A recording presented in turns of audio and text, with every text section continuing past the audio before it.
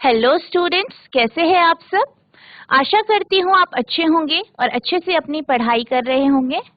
मैं मोनिका रावत आपका स्वागत करती हूँ आईसीटी वर्चुअल क्लासरूम देहरादून में। बच्चों, जैसे कि आप जानते हैं, हम आज क्लास 12th का जो आपका सब्जेक्ट है फिजिक्स, उसका जो आपका चैप्टर है ऑल्टरनेटिंग करंट, उसको कंटिन्यू करेंगे। तो बच्चों, लास्ट लेक्चर में हमने कुछ क्वेश्चंस देखे थे जो कि आपके पावर फैक्टर से कनेक्टेड थे, जिसके हमने फॉर्मूले देखे थे और फिर क्वेश्चंस देखे थे, और हमने एलसी ऑसिलेशन का एक बेसिक कॉन्सेप्ट भी देखा था। तो आज हम एलसी ऑसिलेशन को ही आगे कंटिन्यू करेंगे। तो बच्चों, अब हम चलते हैं अपने स्मार्ट बोर्ड की तरफ।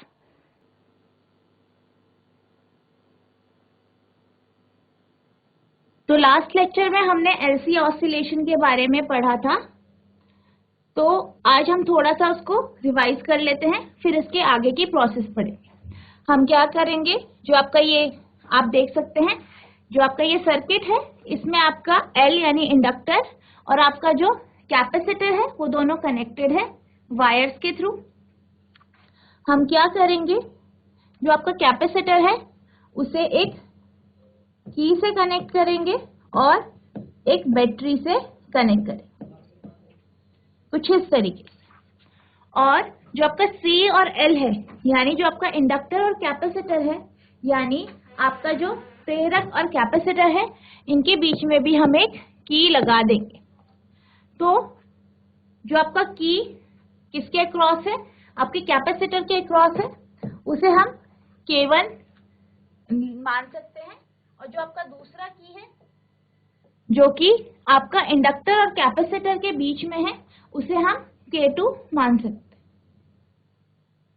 तो जो आपका की K1 है, पहले आप क्या करेंगे, आप इस की K2 को रिमूव कर देंगे, यानी हटा देंगे, या आप कह सकते हैं इसको स्विच ऑफ कर देंगे।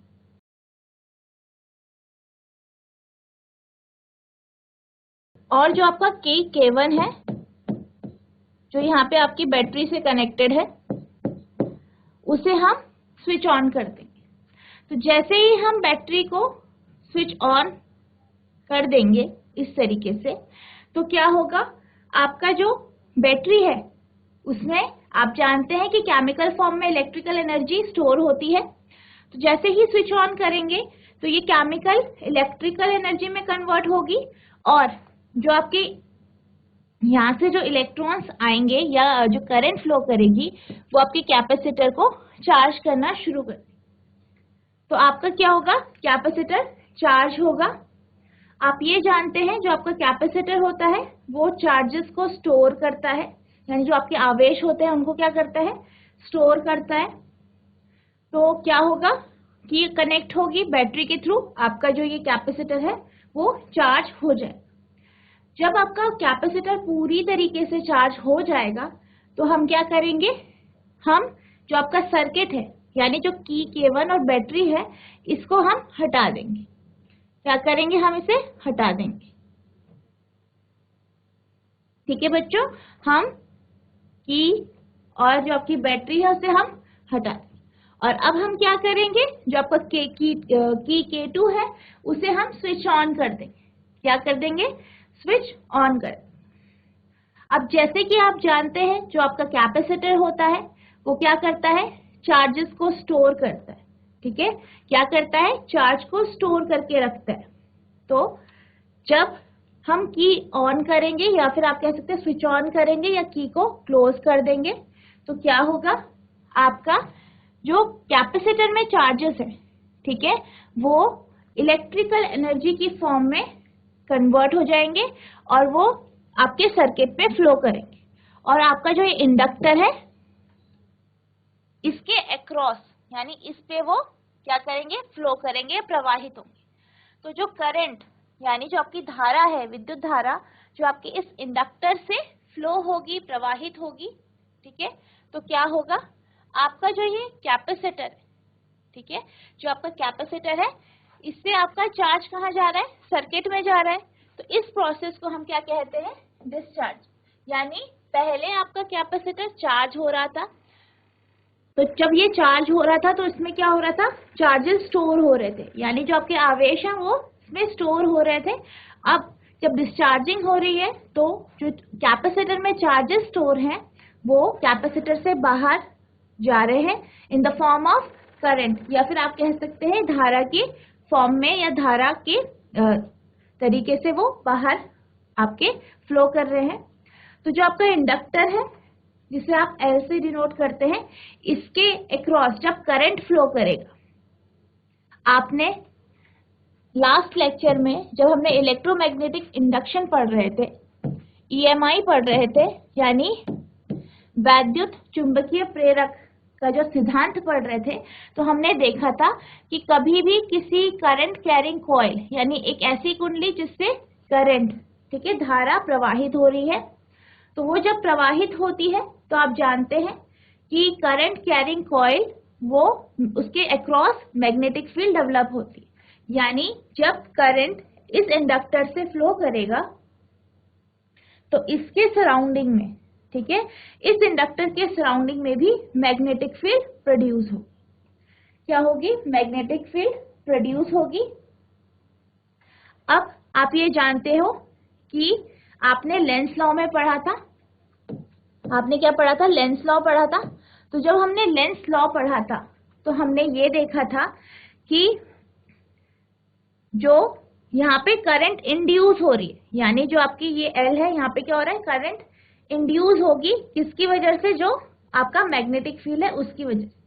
तो जो वो करंट इंड्यूस होगी, यानी EMF इंड्यूस होगी, ठीक है, वो क्या करेगी? वो अपोज करेगी, ठीक है। किसको अपोज करेगी? जिसकी वजह से वो पैदा हुई है, यानी जो EMF प्रोड्यूस हुआ है या पैदा हुआ है, वो किसको अपोज करेगा? जिसकी वजह से वो पैदा हुई है, यानी जो करंट है उसको वो अपोज करेगी, ठीक है, वो अपोज करेगी, जिस कारण आप जानते हैं मैग्नेटिक फील्ड डेवलप होगा, मैग्नेटिक फ्लक्स चेंज होगा।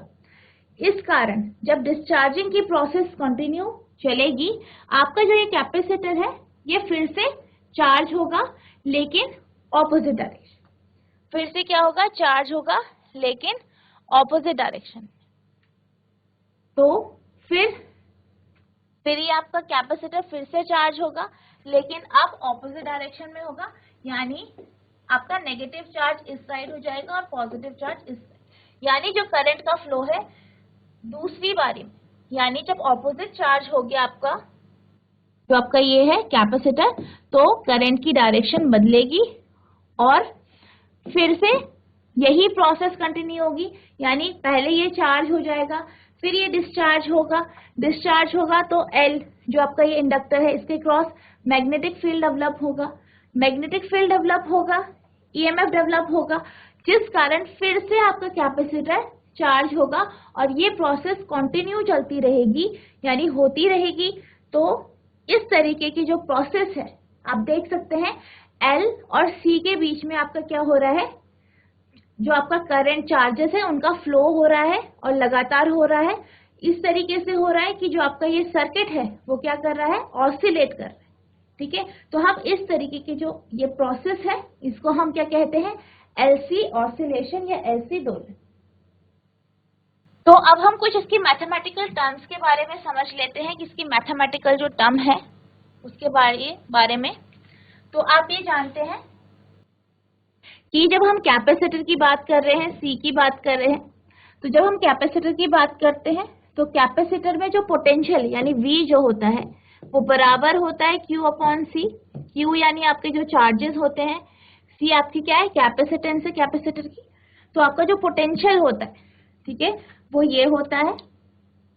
अब हम बात करते हैं कि जब आपका जो ये कैपेसिटर है इसमें क्या होता है? चार्जेस स्टोर होते हैं, ठीक है, चार्जेस स्टोर होते हैं और किस फॉर्म में होते हैं? इलेक्ट्रोस्टैटिक एनर्जी की फॉर्म में होते हैं, यानी आप इसको UE की फॉर्म में रिप्रेजेंट कर सकते हैं। ये बराबर होता है Q²/2C। जब आपका कैपेसिटर कंप्लीटली डिस्चार्ज हो जाता है, जैसे हमने बात करी कि कैपेसिटर क्या होता है?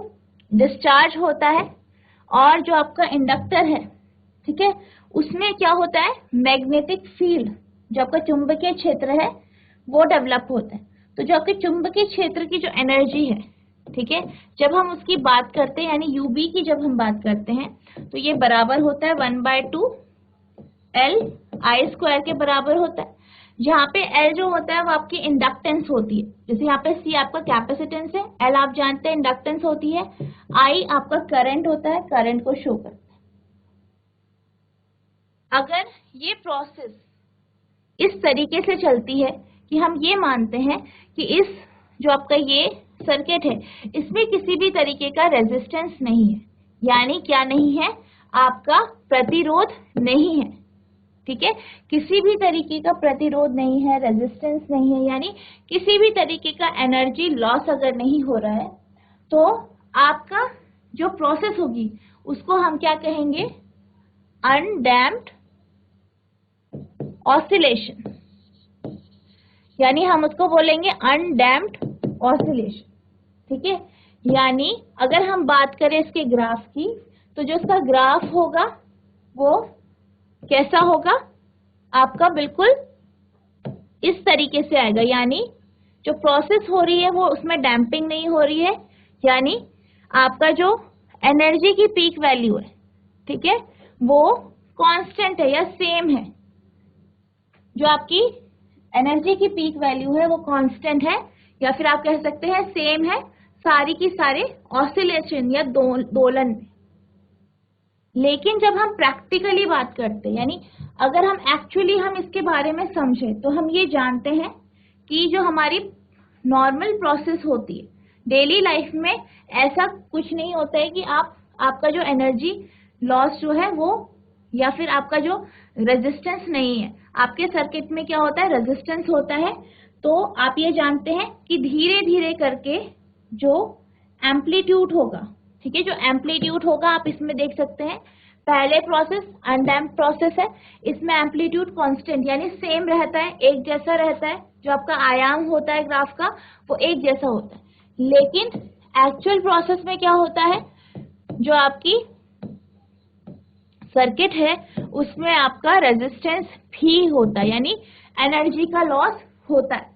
तो जब हम एनर्जी के लॉस की बात करते हैं तो हम डैम्प्ड ऑसिलेशन की बात करते हैं। इसका मतलब ये है कि जो पीक वैल्यू है, ठीक है, हर एक साइकिल में पीक वैल्यू आपकी चेंज होती जाएगी, यानी जो आपका ग्राफ है वो कुछ इस तरीके से आपको दिखाई दे, कुछ इस तरीके से आपको दिखाई दे। ठीक है, तो ये आपका डैम्प्ड ऑसिलेशन का हो गया ग्राफ, और ये आपका अनडैम्प्ड ऑसिलेशन। तो हमने अभी डैम्प्ड और अनडैम्प्ड ऑसिलेशन की बात की, किसके केस में, एलसी ऑसिलेटर जो होता है आपका उसके केस में। अब हम मैथमेटिकल वैल्यू निकालेंगे, ठीक है, और अब हम इसकी मैथमेटिकल वैल्यू निकालेंगे, यानी हम करंट की मैक्सिमम वैल्यू निकालेंगे। तो इसके लिए हम ये मानेंगे, हमने ये मानना है कि जो आपका Q है वो क्या है, आपका लेट Q, हम ये मानेंगे कि Q क्या है, आपका एक चार्ज है यानी आवेश है, ठीक है, आपका क्या है, चार्ज है, और जो आपका करंट है, ठीक है, जो आपका करंट है यानी जो आपकी धारा है, ठीक है, और I क्या है, आपकी धारा है, I क्या है, I जो है वो आपकी क्या है, धारा है या करंट है। किसी भी सर्किट में, या आप इसकी बात करें इन दिस सर्किट, इस सर्किट में, इस परिपथ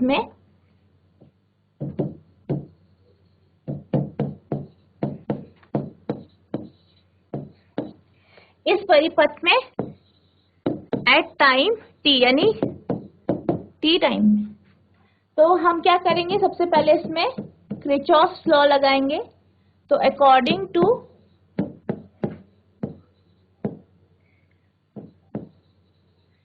किरचॉफ्स लूप लॉ या लूप रूल, यानी जो आपका किरचॉफ का रूल है वो हम लगाएंगे।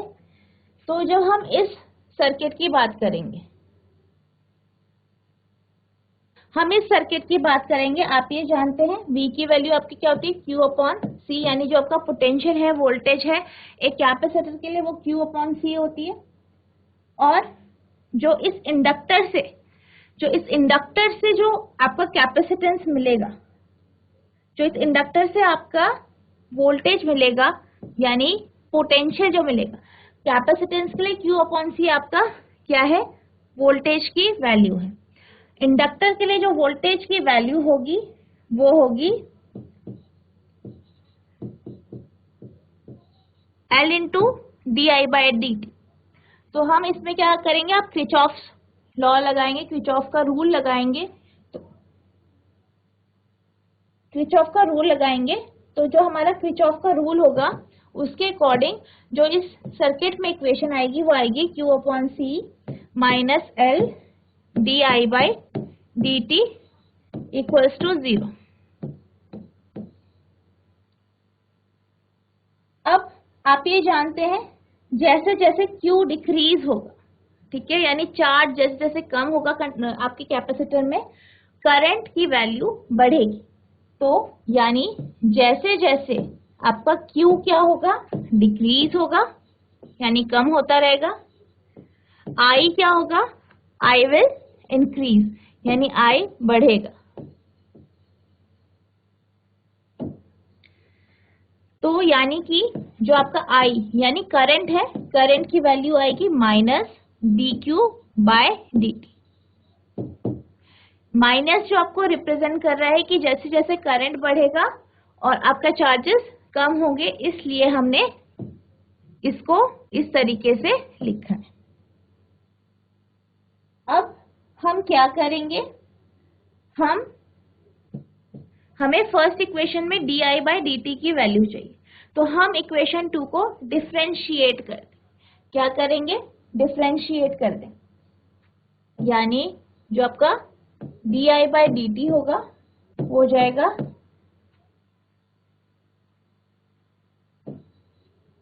Minus d² Q/dt²।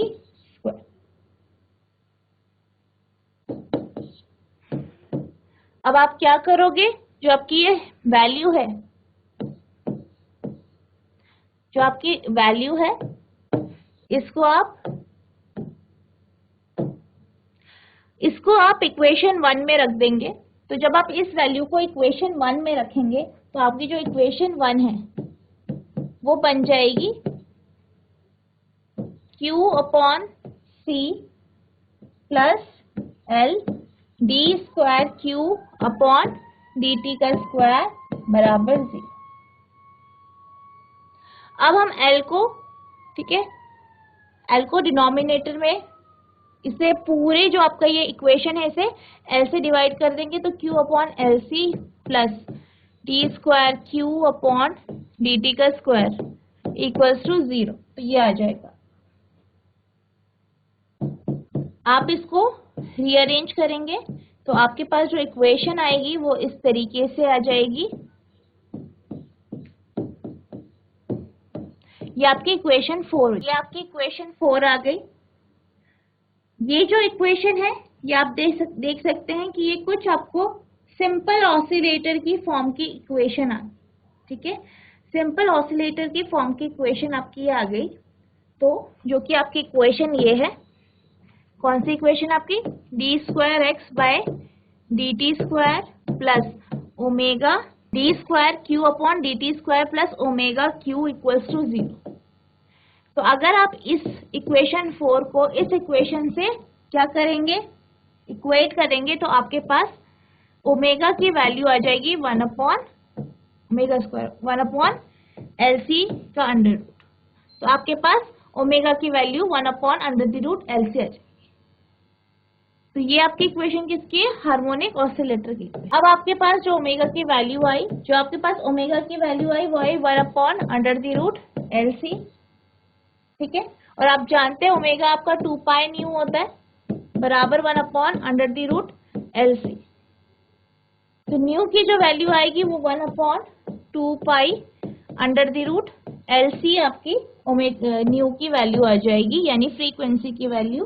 अब आप ये जानते हैं कि जो आपका न्यू है, ठीक है, आप ये जानते हैं कि जो आपका ये जो चार्ज है, ठीक है, वो आपका साइनसॉइडली टाइम के साथ बदल रहा है, यानी आप जानते हैं कि ये साइनसॉइडली बदल रहा है, तो Q की वैल्यू आपके पास Q equals to Q not cos omega t plus phi, ये आ जाएगी Q की वैल्यू। अगर हम t इक्वल्स टू 0 यानी टाइम की वैल्यू अगर 0 रखे तो आपके पास Q की वैल्यू आ जाएगी Q नॉट, क्योंकि आप जानते हैं cos 0 जो होता है वो बराबर 1 के होता है, तो आपकी Q की वैल्यू Q नॉट आ जाएगी। तो जब आपकी Q की वैल्यू Q नॉट आ जाएगी तो आपका Q यानी कि जो आपकी फाई जो होगा वो भी 0 होगा, ठीक है, जो फाई होगा वो भी 0 होगा इस केस में। तो आपके Q की वैल्यू जो आएगी वो Q equals to Q not cos omega t आ जाएगी।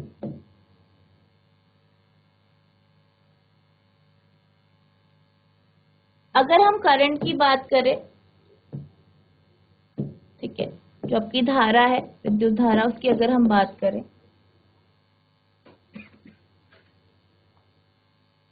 यानी I वो आपका बराबर आएगा minus d q by d t के, यानी I इक्वल्स टू आप क्या करेंगे, आपकी जो ये इक्वेशन है, ठीक है, जो आपकी ये इक्वेशन है इसको आप डिफरेंशिएट करेंगे तो आपके पास आ जाएगा I equals to I not sine omega t, यानी I not equals to omega Q not. तो ये आपकी क्या है, आई नॉट की वैल्यू ओमेगा क्यू नॉट आ जाएगी, जो कि मैक्सिमम वैल्यू है करंट की।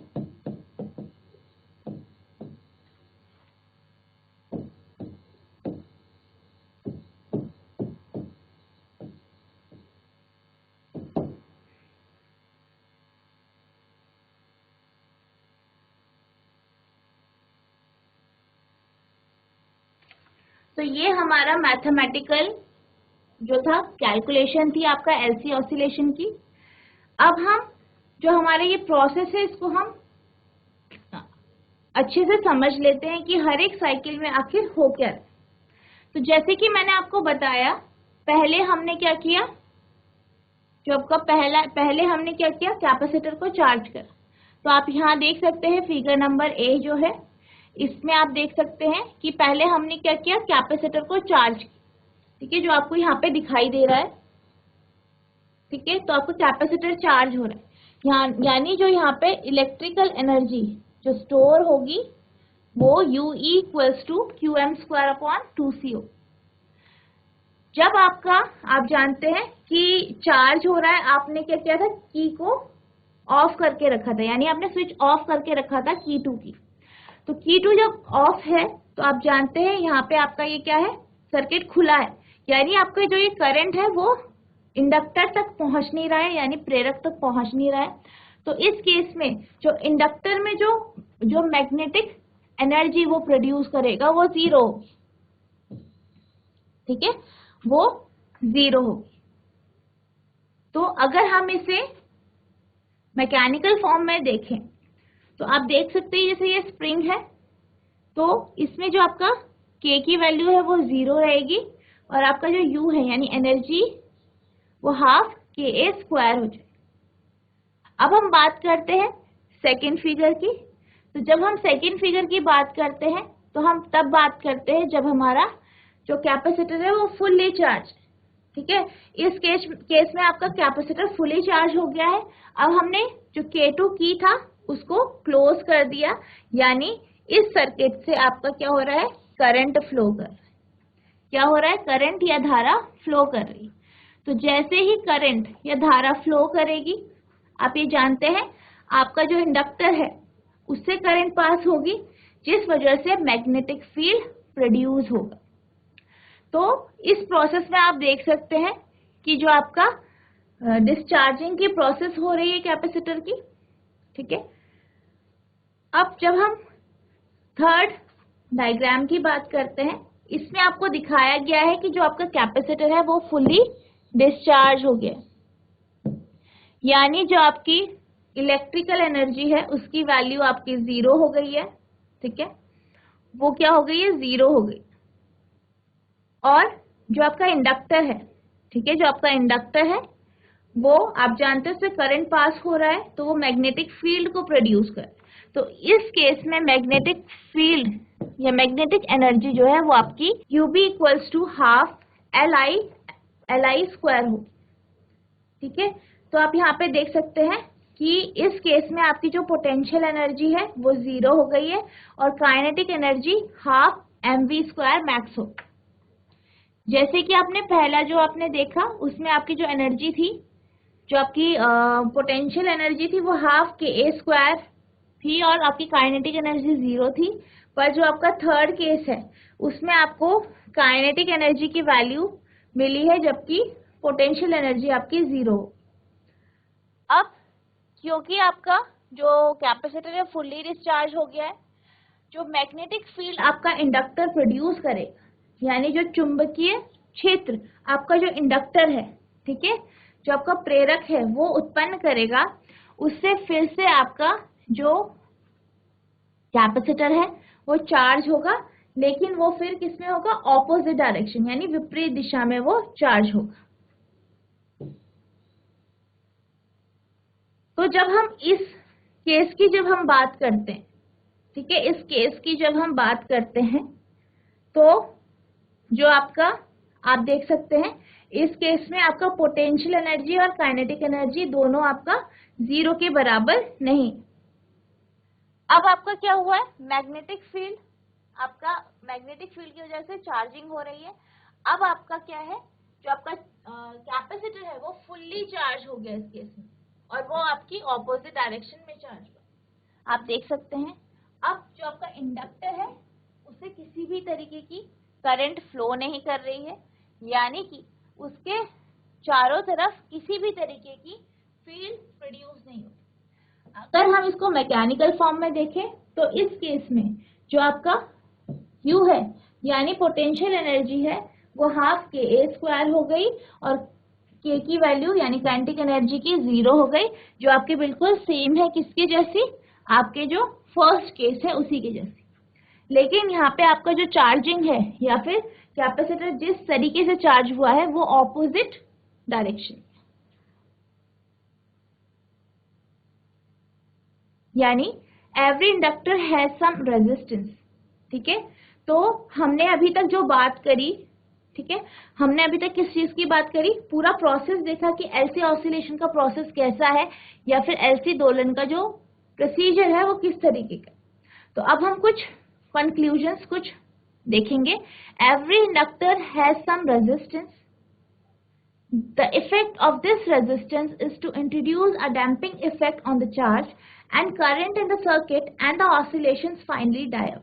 यानी जो हर एक इंडक्टर होता है यानी प्रेरक होता है उसमें कुछ रेजिस्टेंस होती है यानी प्रतिरोध होता है, और इस रेजिस्टेंस जो आपका प्रतिरोध है इसका जो इफेक्ट होता है उसकी वजह से डैम्पिंग होती है। जैसे कि मैंने आपको बताया कि डैम्पिंग होती है, मैंने आपको स्टार्टिंग में बताया था कि डैम्पिंग किस तरीके से होती है और उसका ग्राफ किस तरीके से बनता है। तो डैम्पिंग होती है जिसका चार्ज, ठीक है, चार्ज और करंट पे जो आपका सर्किट है, आपका जो परिपथ है उसका जो चार्ज और करंट है उस पे उसका इफेक्ट पड़ता है और फाइनली जो आपका ऑसिलेशन होता है यानी जो आपका दोलन होता है वो समाप्त हो जाता है।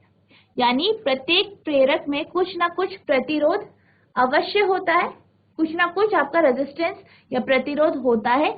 यह प्रतिरोध आवेश एवं परिपथ में प्रवाहित धारा पर अवमंदक प्रभाव डालता है, यानी जो ये इफेक्ट होता है प्रतिरोध का या रेजिस्टेंस का वो इस पे इफेक्ट जो पड़ता है उससे क्या होता है, डैम्पिंग होती है या अवमंदक होता है।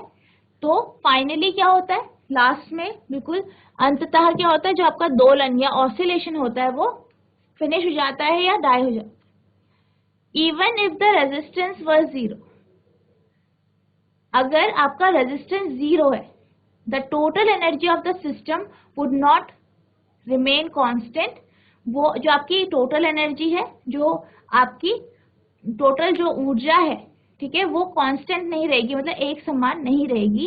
It is radiated away from the system in the form of electromagnetic wave. और जो आपकी ये एनर्जी है वो आपका जो सिस्टम है, ठीक है, जो आपका सिस्टम है वो रेडिएट करेगा किसकी फॉर्म में, इलेक्ट्रोमैग्नेटिक वेव की फॉर्म में, यानी विद्युत चुंबकीय तरंगों की फॉर्म में ये क्या करेगा, उसे रेडिएट करेगा. ठीक है. In fact radio and TV transmitter depend on this radiation. तो यानी कि जो आपका रेडियो और टीवी ट्रांसमीटर होता है वो इस रेडिएशन के ऊपर डिपेंड करता है. यानी यदि प्रतिरोध शून्य हो तो भी निकाय की कुल ऊर्जा नियत नहीं होती. यानी कि जब आपका रेजिस्टेंस 0 है तो तभी भी आप ये नहीं कह सकते हैं कि जो आपकी टोटल एनर्जी है वो कांस्टेंट होगी, ठीक है, एक जैसी रहेगी. यह निकाय से विद्युत चुंबकीय तरंगों के रूप में विकसित होती है. यानी ये जो आपका सर्किट है, ठीक है, उससे ईएम वेव्स या इलेक्ट्रोमैग्नेटिक वेव्स की फॉर्म में, यानी विद्युत चुंबकीय तरंगों की फॉर्म में ये इससे निकलती है, एमिट होती है, रेडिएट होती है. वास्तव में रेडियो एवं टेलीविजन संप्रेषकों की कार्यप्रणाली इन्हीं विकिरणों के ऊपर निर्भर करती है. यानी जो आपका रेडियो और टीवी है वो इसी के ऊपर, यानी जो आपका ईएम रेडिएशन है या इलेक्ट्रोमैग्नेटिक वेव है इसी के ऊपर ये निर्भर करती है. तो बच्चों, मैं आशा करती हूँ जो मैंने आपको आज एलसी ऑसिलेशन के बारे में पढ़ाया वो आपको समझ में आया होगा. आपको क्या करना है, आपको घर से सारे जो इसके रिलेटेड क्वेश्चंस हैं वो आपको करने हैं, ठीक है, और जो मैंने आपको आज डेरिवेशन कराया उसको प्रैक्टिस करनी है. तो बच्चों, अब मिलते हैं हम नेक्स्ट लेक्चर में. तो तब तक के लिए thank you and have a nice day.